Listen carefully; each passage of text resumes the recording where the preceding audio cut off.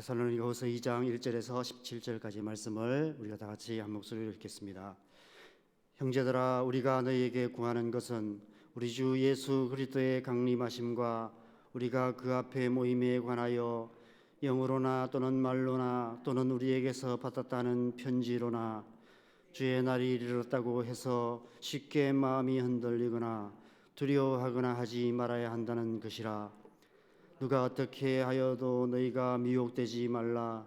먼저 배교하는 일이 있고 저 불법의 사람 곧 멸망의 아들이 나타나기 전에는 그날이 이르지 아니하리니 그는 대적하는 자라. 신이라 불리는 모든 것과 숭배함을 받는 것에 대항하여 그 위에 자기를 높이고 하나님의 성전에 앉아 자기를 하나님이라고 내세우느니라. 내가 너희와 함께 있을 때에 이 일을 너희에게 말한 것을 기억하지 못하느냐. 너희는 지금 그로 하여금 그의 때에 나타나게 하려 하여 막는 것이 있는 것을 아나니 불법의 비밀이 이미 활동하였으나 지금은 그것을 막는 자가 있어 그 중에서 옮겨질 때까지 하리라. 그때에 불법한 자가 나타나리니 주 예수께서 그 입의 기운으로 그를 죽이시고 강림하여 나타나심으로 패하시리라. 악한 자의 나타남은 사탄의 활동을 따라 모든 능력과 표적과 거짓 기적과 불의의 모든 속임으로 멸망하는 자들에게 있으리니 이는 그들이 진리의 사랑을 받지 아니하여 구원함을 받지 못함이라. 이러므로 하나님이 미혹의 역사를 그들에게 보내사 거짓 것을 믿게 하심은 진리를 믿지 않고 불의를 좋아하는 모든 자들로 하여금 심판을 받게 하려 하심이라. 주께서 사랑하시는 형제들아, 우리가 항상 너희에 관하여 마땅히 하나님께 감사할 것은 하나님이 처음부터 너희를 택하사 성령의 거룩하게 하심과 진리를 믿음으로 구원을 받게 하심이니 이를 위하여 우리의 복음으로 너희를 부르사 우리 주 예수 그리스도의 영광을 얻게 하려 하심이니라. 그러므로 형제들아, 굳건하게 서서 말로나 우리의 편지로 가르침을 받은 전통을 지키라. 우리 주 예수 그리스도와 우리를 사랑하시고 영원한 위로와 좋은 소망을 은혜로 주신 하나님 우리 아버지께서 너희 마음을 위로하시고 모든 선한 일과 말에 굳건하게 하시기를 원하노라. 아멘. 사는 게 너무 힘들게 느껴질 때가 있습니다. 하루하루 감당해야 할 삶의 무게가 너무 무겁게 느껴지고 육체적으로, 정신적으로 감당하기 힘든 고통을 당하게 될 때 여러분은 어떤 마음이 드십니까? 그래도 시간이 지나면 나아질 거라는 작은 기대라도 있다면 아무리 힘들어도 죽었다 생각하고 참고 견딜 수 있을 것입니다. 그런데 앞으로도 더 나아질 거라는 아무런 기대조차 할 수 없다면 어떤 마음이 들까요? 더 이상 살고 싶지 않은 마음이 들 수밖에 없을 것입니다. 그래서 이 세상 사람들 가운데는 극단적인 선택을 하는 경우도 많이 있습니다. 그 고통을 끝낼 수 있는 길이 그 길밖에 없다는 극단적인 생각 때문에 비극적인 선택을 하게 되는 것입니다. 그런데 우리 믿는 자들은 그럴 수도 없습니다. 그래서 우리는 이런 생각을 하게 됩니다. 주님께서 빨리 오셨으면 좋겠다. 빨리 천국 갔으면 좋겠다. 역사적인 종말, 개인적인 종말에 대한 간절함이 생기게 되는 것입니다. 지금 데살로니가 교회가 처한 상황이 그러했습니다. 그들은 바울을 통해 복음을 듣고 예수님을 믿음으로 구원을 받았습니다. 죄와 사망으로부터 자유함을 얻게 되었고 영혼 가득 하늘의 기쁨을 맛보고 누리게 되었습니다. 그래서 누가 먼저랄 것도 없이 함께 모여 하나님을 예배하고 그 기쁨을 함께 나누는 교회 공동체를 이루게 되었습니다.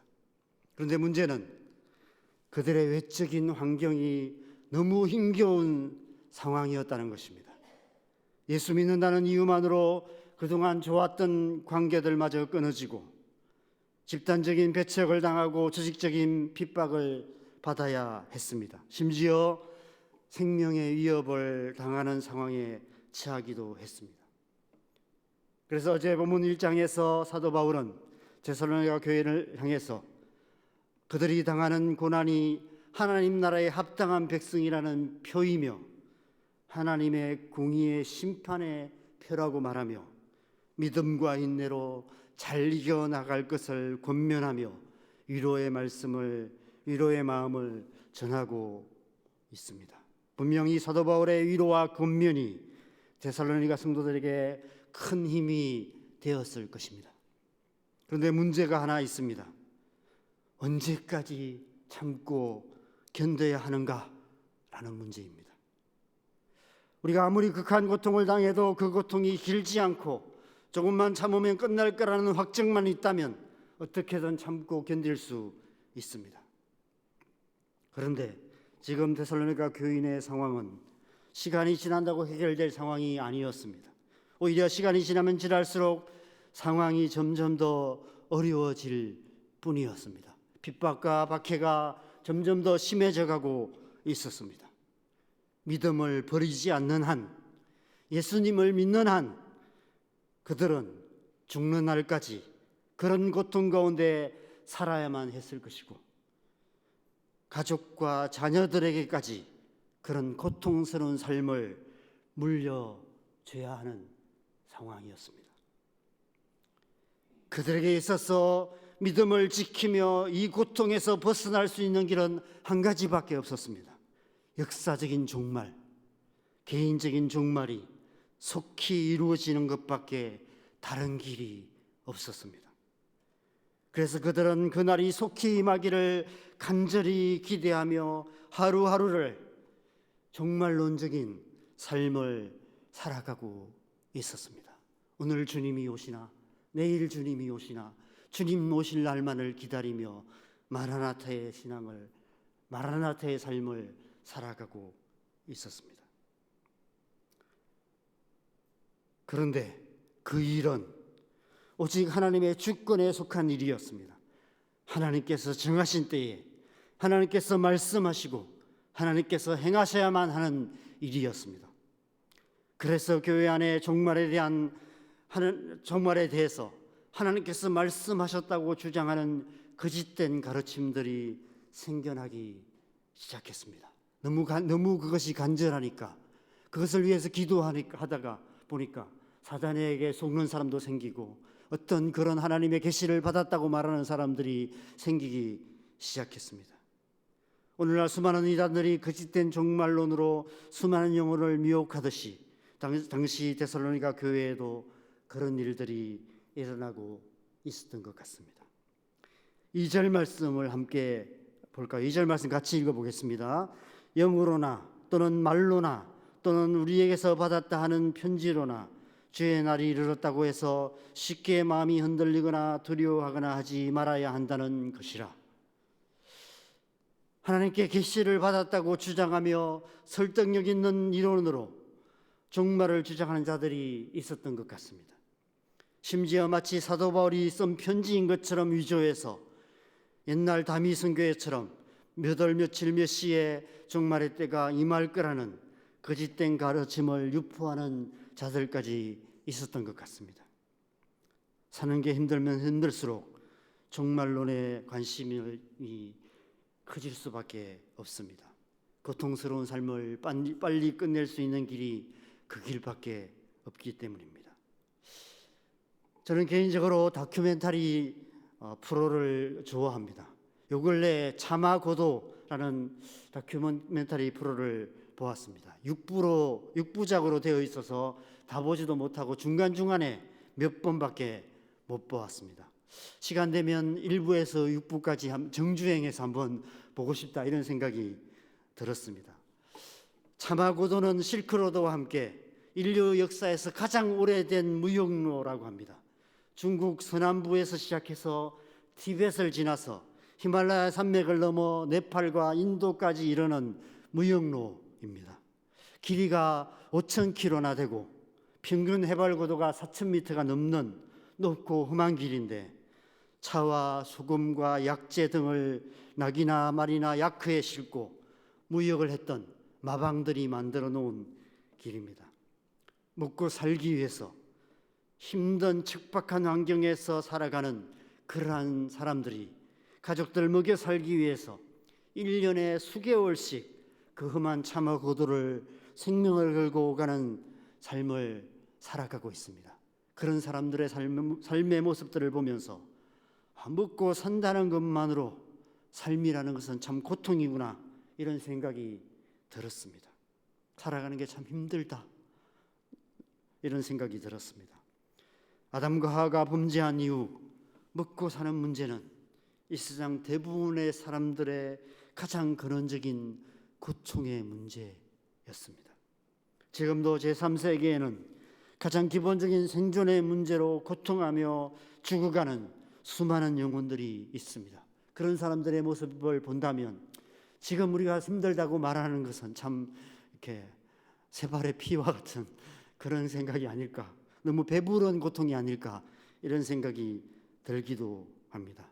우리는 그런 고통하는 모습들을 간접적으로 보는 것도 부담스러워 언론 채널을 돌리게 됩니다. 아무리 생각해도 이 고통스러운 인간 실존의 문제에 대한 궁극적인 해결책은 예수님께서 다시 오셔서 하나님의 나라를 이루시는 길밖에 없다는 생각이 들 때가 있습니다. 오늘날 수많은 선교단체나 선교사님들이 주의 복음을 땅끝까지 전하는 일에 생명을 걸고 헌신하는 이유가 그 때문입니다.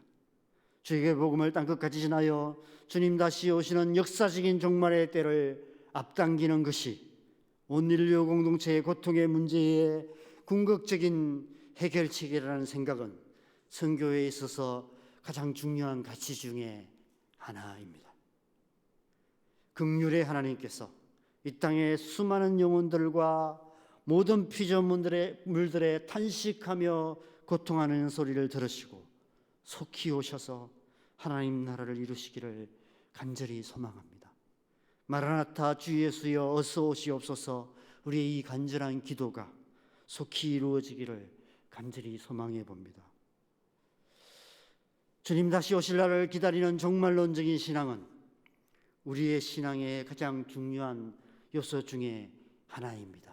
그래서 사도 바울이 새 안식일의 말씀을 전했을 때 이 얘기를 오랫동안 했던 것 같습니다. 내가 너희가 있을 때 이것을 가르치지 않았느냐라고 말했던 것을 오늘 말씀 통해서도 보게 됩니다. 다른 전할 말씀도 많았지만 가장 중요한 핵심적인 가르침 중에 하나로 이 종말론에 대해서 가르쳤던 것을 보게 됩니다.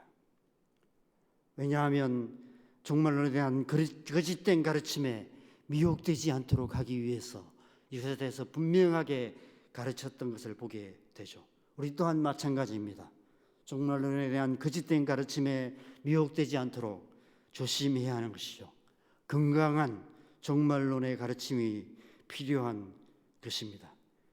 그래서 3절에 보면 누가 어떻게 하여도 너희가 미혹되지 말라라고 말씀하고 있습니다.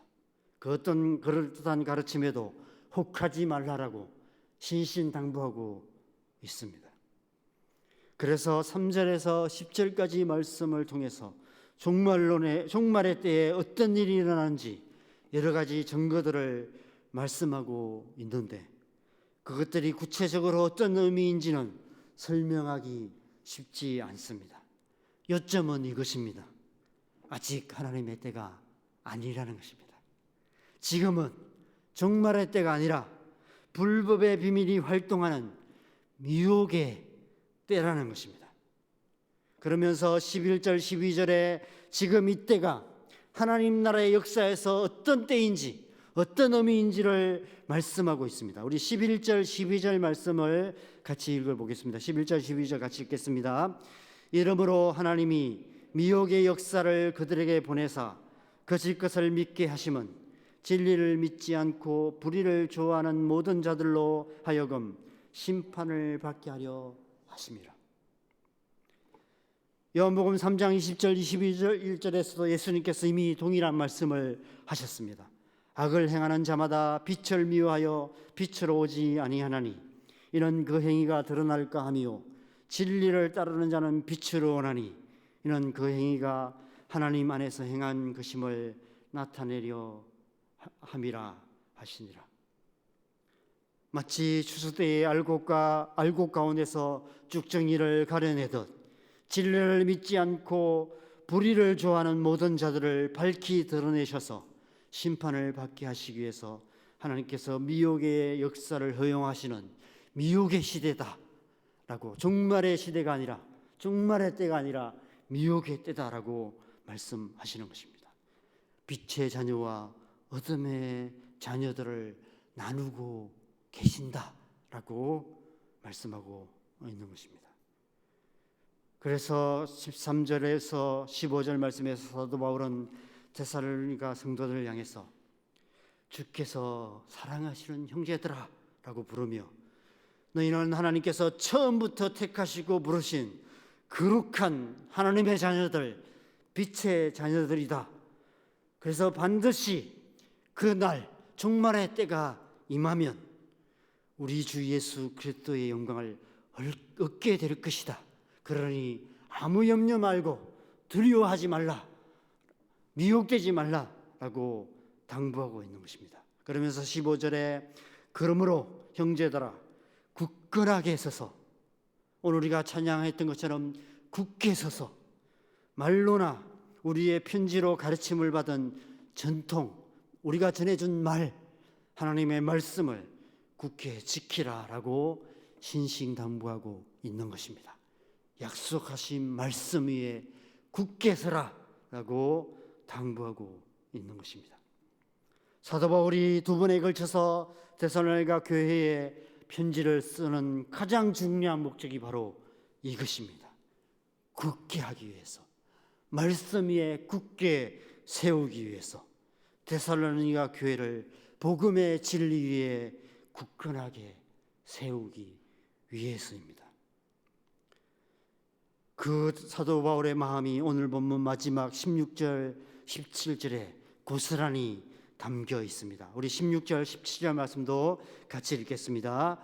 우리 주 예수 그리스도와 우리를 사랑하시고 영원한 위로와 좋은 소망을 은혜로 주신 하나님 우리 아버지께서 너희 마음을 위로하시고 모든 선한 일과 말에 굳건하게 하시기를 원하노라.